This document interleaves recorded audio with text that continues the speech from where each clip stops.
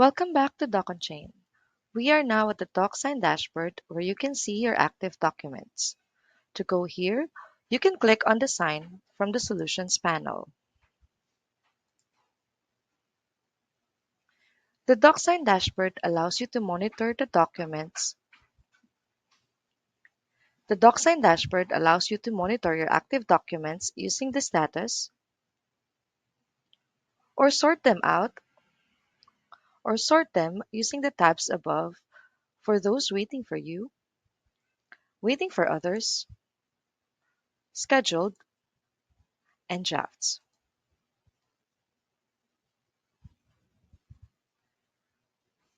You may also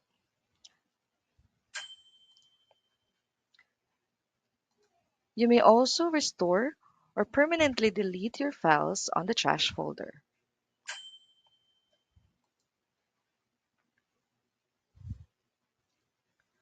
You also have action buttons for your document on the dashboard. These are used to either reschedule, edit, view, resend, or delete your documents. You can also start uploading your documents on the button here, or by simply dragging and dropping your files on the dashboard.